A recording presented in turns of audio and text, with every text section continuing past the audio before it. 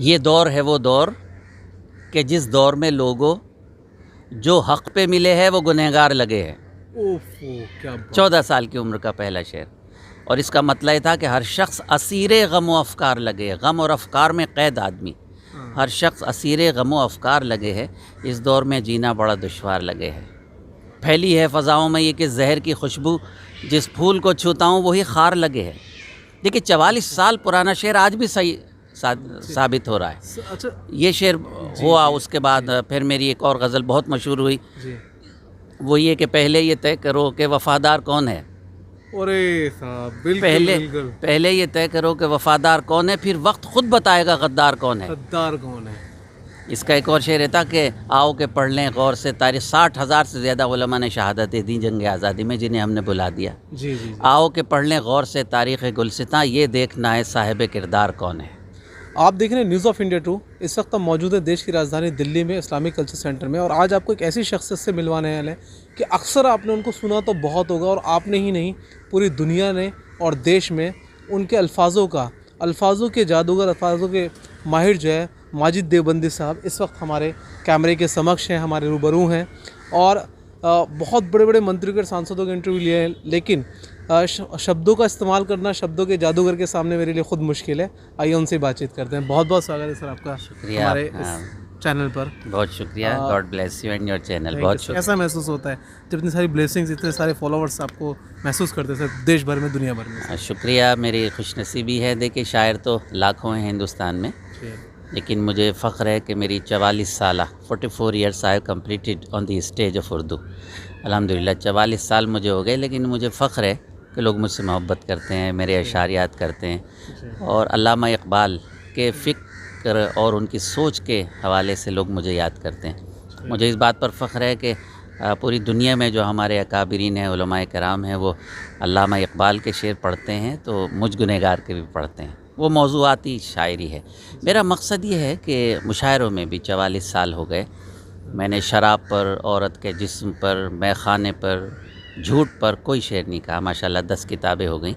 मेरा ज़िंदगी का मकसद ये कि अगर हर आदमी लब और रुखसार गुलो बुलबुल की बातें करेगा तो सच कौन बोलेगा शायरी में।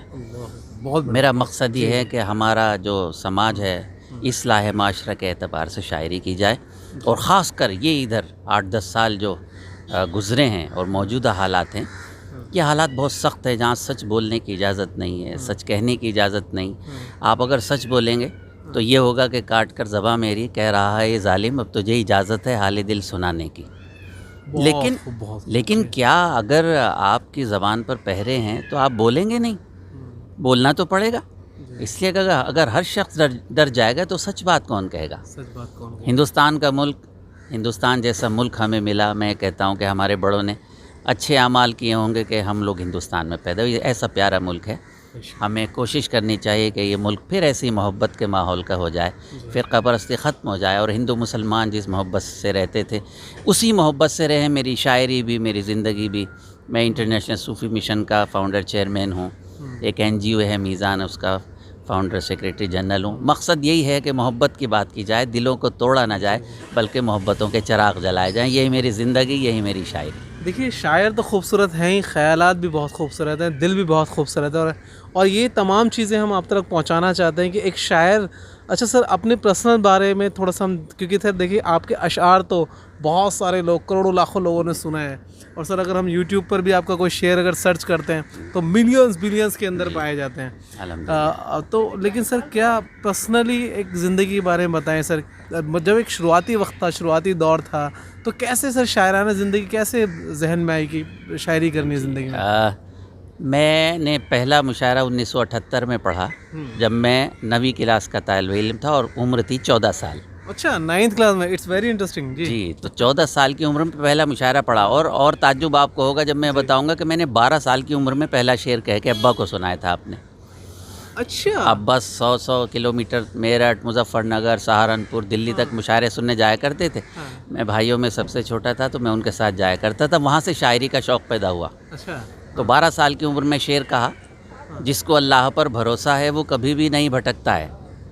तो 12 साल की उम्र में जो शेर कहा था, प्लीज़ आप देखिए, पहला शेर सर, मैं माजरत चाहता हूँ, पहला शेर अपनी ज़िंदगी का माजिद देवबंदी साहब के मुंह से आज हम आपको सुनवाएंगे। बहुत ध्यान से, बड़े सुकून से सुनिएगा। कौन सा 12 साल की महज उम्र में पहला शेर पढ़ा था जी, और साहब? आपने सही कहा। मैं ये शेर मैंने कहीं मुशायरों में नहीं पढ़ा, कहीं नहीं पढ़ा, बस ये तो आपने जिक्र किया। जी जी जी। मेरी शुरुआत तो 12 साल की उम्र में ये शेर अल्लाह ने कहलाया था।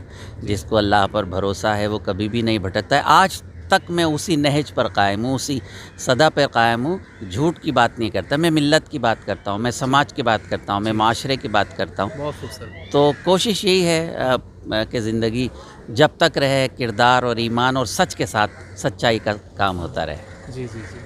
अच्छा, उसके बाद आपने जो है 12 साल के एक आपने फिर, लेकिन जैसे कि आपने कहा कि आपका अंदाज़ अलग था और है भी अल्हम्दुलिल्लाह, आपकी सोच अलग थी कि कहीं ना कहीं आप तमाम चीज़ों से हटकर एक पूरे हिंदुस्तान को, एक तमाम समाजों को एक जोड़ने की फ़िक्र थी सर। उस फ़िक्र के एतबार से सर सबसे ज़्यादा कामयाब शेर जो आपको लगता है अब तक, वो सर आप ज़रूर बताएं। हर अहद में 5-7 साल के बाद मेरा कोई ना कोई शेर बहुत मकबूल होता रहा। जी जी। जैसे कि मैंने 12 साल की उम्र में देवबंद में ही पहला मुशायरा पढ़ा। उसको कंडक्ट किया था कुंवर महेंद्र सिंह बेदी सहर ने, और अच्छा। और हिंदुस्तान के तमाम बड़े लोग उसमें मौजूद थे। जी। जब मैंने पहली गज़ल कही तो ये थी कि मैं याद करता हूँ क्योंकि आपने बहुत पुरानी याद दिलाई। पहली गज़ल ये थी कि ये दौर है वो दौर कि जिस दौर में लोगों जो हक़ पे मिले हैं वो गुनहगार लगे हैं। ओफो, क्या बात। 14 साल की उम्र का पहला शेर। और इसका मतलब ये था कि हर शख्स असीरे गम व अफ़कार लगे है। गम और अफ़कार में क़ैद आदमी, हर शख्स असीरे गम व अफ़कार लगे है। इस दौर में जीना बड़ा दुश्वार लगे है। फैली है फ़ज़ाओं में ये कि जहर की खुशबू, जिस फूल को छूता हूँ वही खार लगे है। देखिए 44 साल पुराना शेर आज भी सही साबित हो रहा है। अच्छा, ये शेर हुआ। उसके बाद फिर मेरी एक और गज़ल बहुत मशहूर हुई, जी। वो ये कि पहले ये तय करो कि वफ़ादार कौन है। अरे साहब, बिल्कुल बिल्कुल। पहले ये तय करो कि वफ़ादार कौन है, फिर वक्त खुद बताएगा गद्दार कौन है। गद्दार कौन है? इसका एक और शेर है था कि आओ के पढ़ लें गौर से तारीख़। 60,000 से ज़्यादा उलमा ने शहादतें दी जंग आज़ादी में, जिन्हें हमने बुला दिया। जी जी। आओ के पढ़ लें गौर से तारीख़ गुलसिता, ये देखना है साहिब किरदार कौन है। तो हर 5-7 साल के बाद अल्लाह की शुक्र नवाजा अल्लाह ने बहुत। लेकिन एक आध शेर मेरा बहुत मशहूर हुआ, और अब पिछले 25 साल से तो पूरी दुनिया में एक शेर लाखों करोड़ लोगों के दिलों पर लिखा है। अल्लाह मेरे रिस्क की बरकत न चली जाए, 2 रोज़ से घर में कोई मेहमान नहीं है। सामान तिजारत मेरा ईमान नहीं है, हर दर पे झुके सर ये मेरी शान नहीं है। हर लफ्ज़ को सीने में बसा लो तो बने बात, ताक़ों में सजाने को एक कुरान नहीं है। अल्लाह मेरे रिस्क की बरकत न चली जाए, 2 रोज़ से घर में कोई मेहमान नहीं है। और आज के माहौल में ये शेर क़यामत तक इंशाअल्लाह ज़िंदा रहेगा कि हमने तो बनाए हैं समंदर में भी रास्ते, यूँ हमको मिटाना कोई आसान नहीं है। बहुत खूब, बहुत खूब।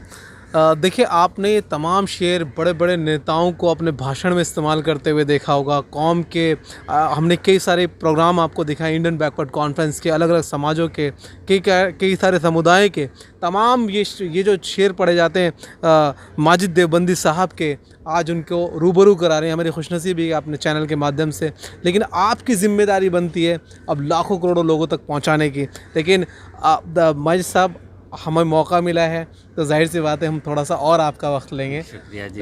तो मैं जानना चाहूँगा कि सर, बहस बहुत छोटी सी उम्र में आपका जहन बना, क्या सोच रही होगी? क्या आप नज़दीक से देखते होंगे, महसूस करते होंगे उस वक्त में कि क्या मुल्क के हालात हैं उस दौर में और क्या आने वाले दौर में और हो सकते हैं, जो इस तरह के ख़यालात आपने जो है जहन में और फिर उसके बाद कलम के ज़रिए पूरी दुनिया तक पहुँचाए? 84 का जो फसाद हुआ था मेरठ का, जी। मेरी उम्र तो बहुत ज़्यादा नहीं थी, ज़ाहिर है 14 साल की उम्र थी 78 में, तो उसके 6 साल के बाद 14 और 6 20 साल की उम्र में मैंने मेरठ के फसाद को देखा था। उस ज़माने में मैंने शेर कहा वो ये कि देखिए कहाँ 84 और वो फसाद आपको मालूम होगा कितना कत्लेआम हुआ था मेरठ में। बिल्कुल, हम तो उसकी हिस्ट्री पढ़ते हैं क्योंकि आपने तो वो सारी चीज़ें देखी होंगी। उस वक्त आप ये देखिए कि यूपी में भी चीफ मिनिस्टर कांग्रेस के थे और सेंटर में तो उनकी सरकार थी। बहरहाल ये जिक्र करना ज़रूरी है इसलिए कि लोग ये ना समझें कि हम सिर्फ शायरी करते हैं, हमें तारीख़ का इल्म नहीं। मैंने कहा था उस ज़माने में दीवानों की दुनिया है, पत्थर का ज़माना है। दीवानों की दुनिया है, पत्थर का ज़माना है, बेफ़िक्र न बैठो तुम शीशे के मकानों में। दीवानों की दुनिया है, पत्थर का ज़माना है, बेफ़िक्र न बैठो तुम शीशे के मकानों में। ए तायरे बेपरवा बेदारियो आगाही, नहीं मुसलमान हम जो हैं मासूम हैं, हम परिंदे हैं, हमें ये पता ही नहीं कि हमारे साथ क्या हो रहा है। दाम जाल को कहते हैं, तायर परिंदे को कहते हैं। पूरी कौम मेरे जहन में है। अब सुनिए, और वो उस वक्त भी हालात है, आज भी हैं। ए तायरे बेपरवा बेदारियो आगाही, हैं दाम भी पोशीदा बिखरे हुए दानों में। जाल फैलाकर बड़ा मैसेज, बहुत बड़ा मैसेज, वो दाम है। तो ज़िंदगी का यही मकसद रहा, सच बोलना, और इंशाल्लाह सच बोलते रहेंगे। अल्लाह का शुक्र है, +2 किया, BA किया, MA उर्दू किया, PhD किया। इंशाल्लाह डिलीट हो जाएगी कुछ दिन के बाद। मकसद ये है कि सिर्फ मुशायरे न पढ़े जाएं बल्कि मुशायरों में भी हक़ बात की जाए। अल्लाह का शुक्र है, तकरीबन 52 अवार्ड मेरे पास हैं। और मुझे प्रेसिडेंट अवार्ड जब मिला, जब मैं 29 साल की उम्र में था, doctor Shankar Dayal Sharma president of India थे। जी। उसके बाद माशाल्लाह सिलसिला जारी रहा, तमाम प्राइम मिनिस्टर्स, गवर्नर्स ने दिए, बहुत सारी तंजीमों ने दिए। लेकिन मकसद ये है कि अल्लाह ना करे गुरूर कभी ना आया ना आएगा। और मैं जानता भी कुछ नहीं, एक तालिब इल्म हूँ। दुआ करें कि कौम व मिल्लत के लिए जो कुछ खिदमत है वो हो जाए, शायरी से, अखबारात से, मेरे कॉलम से, मेरी बातचीत से, मेरी गुफ्तगू से। अगर ऐसा नहीं हुआ तो मेरी शायरी भी बेकार और बोलना भी बेकार। नहीं, बहुत अच्छे ख़यालात के आप मालिक हैं, इसमें कोई दोराय नहीं है। अब जो आगे फ्यूचर है सर, जो भी ज़िंदगी है, जो आप और आगे ख़यालात हैं आपके, कि क्या चाहेंगे सर? क्या लिखते रहना, या और इसके अलावा भी कुछ और प्रोफेशन, या कुछ कौम के लिए कुछ और भी सर इसके साथ साथ कुछ जहन में है? ये मैं सन 90 में मैंने जामिया ज्वाइन किया था। अल्हम्दुलिल्लाह, जामिया ज्वाइन करना ख़ुद मेरे लिए फ़ख्र की बात है, जामिया जैसी यूनिवर्सिटी। और तब से आज तक मुशायरों में, सेमिनार्स में, अपनी तंजीमों में मेरा एक ख्वाब है कि हमारी नई नस्ल तालीम से आरास्ता हो जाए। देखिए, तालीम के बग़ैर आप तरक्की नहीं कर सकते। भाई, अफसोस की बात यह कि जिस कौम के लिए कुरान की पहली आयत उतरी हो, इक़रा बिस्मि रब्बिकल लज़ी खलक़, अल्लाह के नाम से पढ़ो जिसने तुम्हें पैदा किया, वो कौम पढ़ती नहीं। अल्लाह को मानते, अल्लाह के मानते नहीं। आका अलैहिस्सलातु वस्सलाम, जिन पर हमारी जान माल सब कुछ कुर्बान, आपने फरमाया इल्म सीखने के लिए अगर चीन भी जाना पड़े तो जाओ।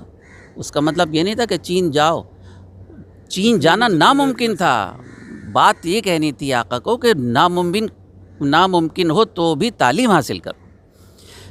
मोहम्मद सल्लल्लाहु अलैहि वसल्लम ने फरमाया तालीम हासिल करो। एक जगह आपने फरमाया कि माँ की गोद से कब्र तक तालीम हासिल करो। मोहम्मद सल्लल्लाहु अलैहि वसल्लम को मानते हैं, रसूल को मानते हैं, रसूल के नहीं मानते। अल्लाह को मानते हैं, अल्लाह की किताब कुरान को मानते हैं, कुरान की नहीं मानते।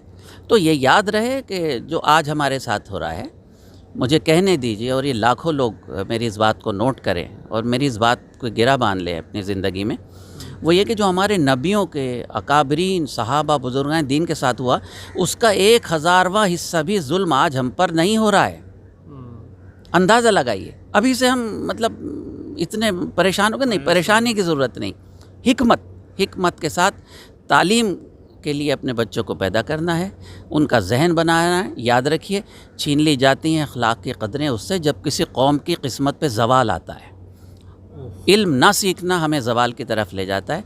मेरी ख्वाहिश है, मेरी तमन्ना है कि मेरी आने वाली नस्लें इल्म से आरास्ता हों, आपको खूब से खूब तर बनाएं।